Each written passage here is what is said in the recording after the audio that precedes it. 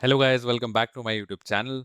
और अगर आप इस प्लेलिस्ट को फॉलो कर रहे हो तो हमने पिछले वीडियो में डिस्कस किया था अबाउट प्लानिंग पैटर्न, जिसको हम लोग टास्क डिकम्पोजिशन भी कहते हैं, जहां एआई किसी भी लार्जर प्रॉब्लम को स्मॉलर स्टेप्स में ब्रेक करके उसको सॉल्व करता है।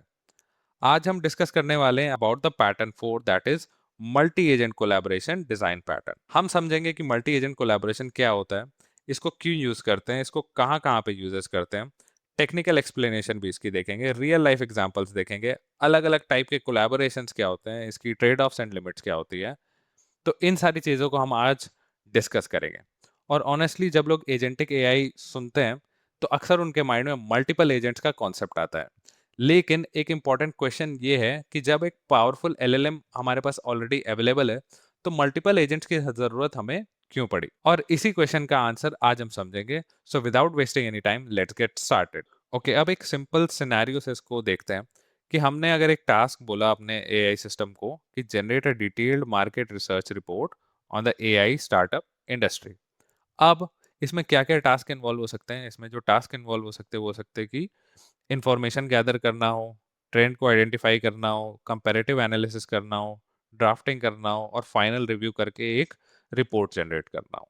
अब थ्योरेटिकली एक सिंगल एलएलएम भी ये सब कर सकता है, लेकिन प्रैक्टिकल प्रॉब्लम ये है कि सिंगल सिस्टम को सब कुछ करवाना कभी-कभी इनएफिशिएंट हो सकता है, because different task completely different skill sets demand करते हैं।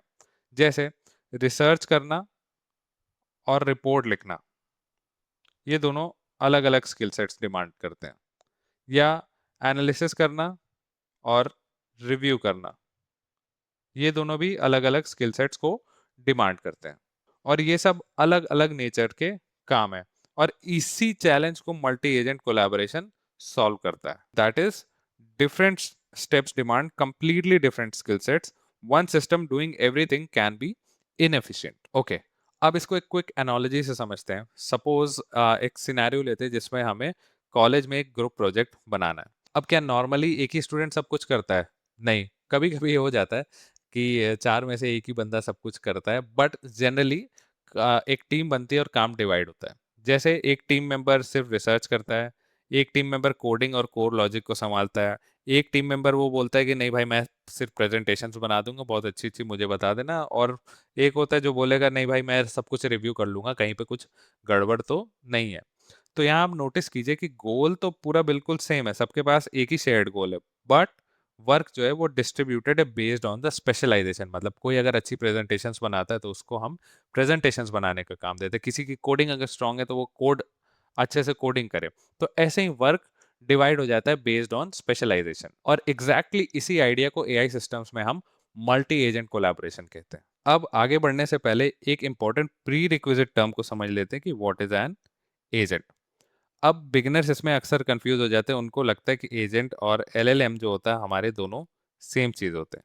बट डिफरेंस क्या है कि जो एलएलएम होता है वो सिंपली सिर्फ टेक्स्ट को जनरेट करता है, बट जो एजेंट होता है वो एक लार्जर गोल ओरिएंटेड सिस्टम होता है। अगर इसको सिंपल लैंग्वेज में कहा जाए तो एजेंट क्या होता है, वो LLM plus instructions plus tools plus memory plus goal, इन सारी चीजों को मिला के हमारा एक एजेंट बनता है।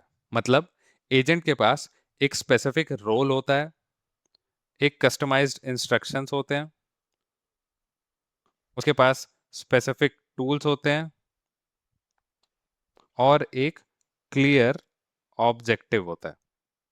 तो इन सारी चीजों को मिलाकर ही हमारा एक एजेंट बनता है। एग्जाम्पल के लिए हमारे पास एक रिसर्च एजेंट हो सकता है जिसका जो रोल होता है, प्री डिफाइंड रोल हो सकता है, फिक्स्ड हो कि ये सिर्फ इंफॉर्मेशन कलेक्शन करने के लिए ही है, जो कि रिसर्च करेगा ऑनलाइन और सिर्फ इंफॉर्मेशन कलेक्ट करेगा। इसी तरह राइटर एजेंट हो सकता है, रिव्यूअर एजेंट हो सकता है, और इनके स्पेशलाइज्ड रोल्स डिफाइंड हो सकते हैं।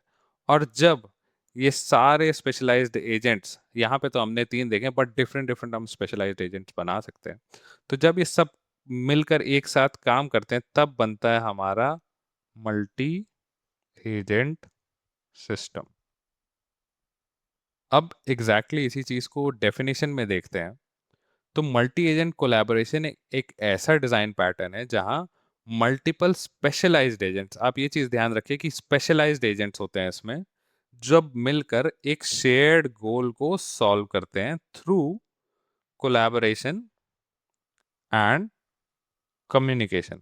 कोलैबोरेशन एंड कम्युनिकेशन, आपस में कम्युनिकेट करके, कोलैबोरेट करके जब एक किसी शेयर्ड गोल को सॉल्व करते हैं मल्टीपल स्पेशलाइज्ड एजेंट्स, तब वो बन जाता है एक multi agent collaboration design pattern. अब यहाँ दो मेजर वर्ड्स हैं जो आपको ध्यान देना चाहिए। एक है स्पेशलाइजेशन, मतलब स्पेशलाइज्ड होता है, फोकस्ड ऑन सिंगल कैपेबिलिटी। जो हमारा एआई एजेंट होता है वो सिर्फ एक सिंगल कैपेबिलिटी के लिए स्पेशलाइज्ड होता है।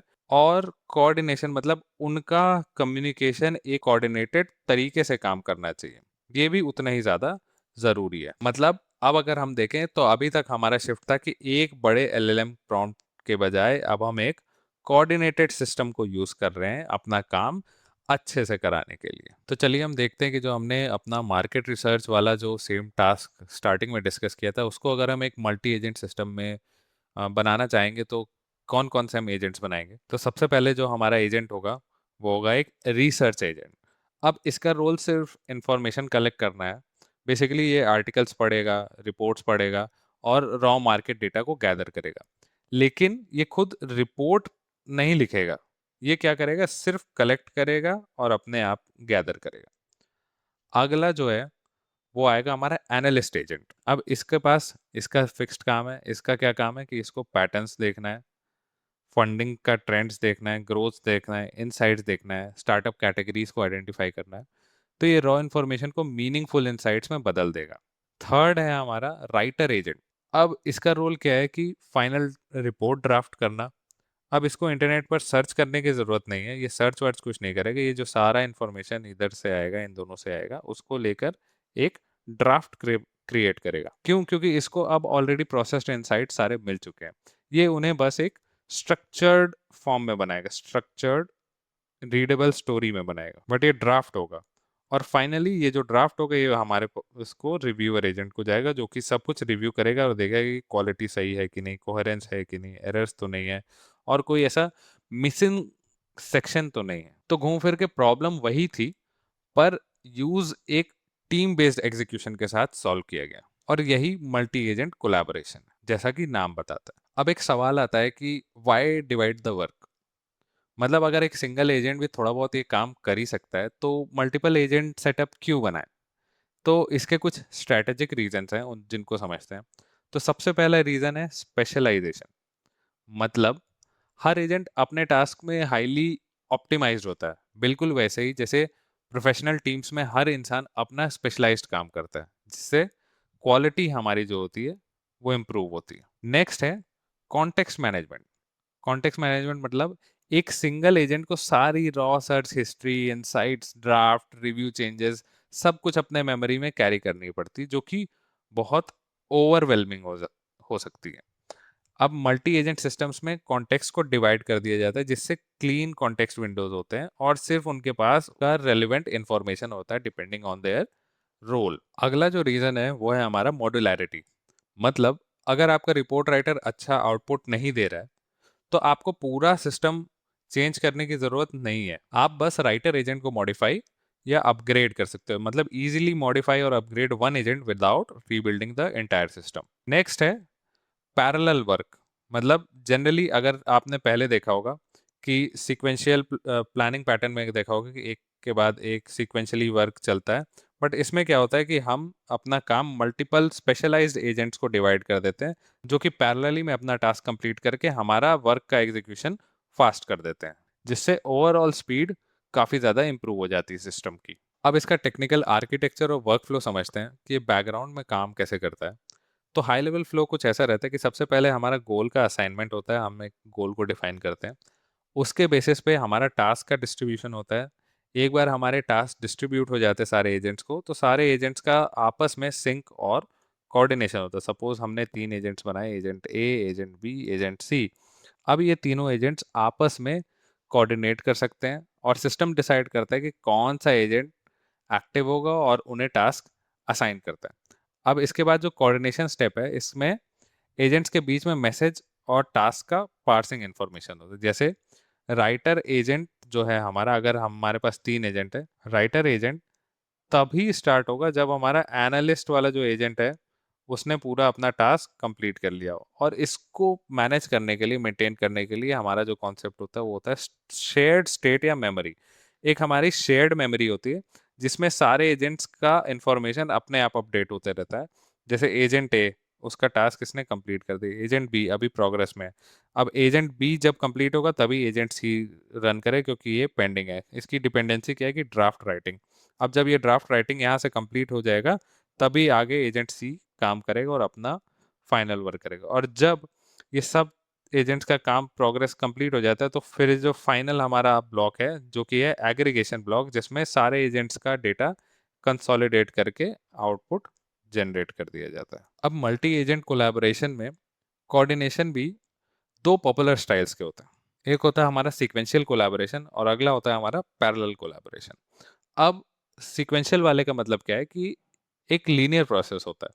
मतलब जैसे पहले ए वर्क करेगा, फिर बी वर्क करेगा, फिर सी वर्क करेगा, फिर डी वर्क करेगा। मतलब सब आपस में ही डिपेंडेंट होते हैं और ये बेसिकली बहुत ही प्रेडिक्टेबल होता है और स्ट्रेट फॉरवर्ड होता है और इजी टू डिजाइन होता है कि पहले एजेंट ए काम करेगा, फिर बी, फिर सी एंड देन डी।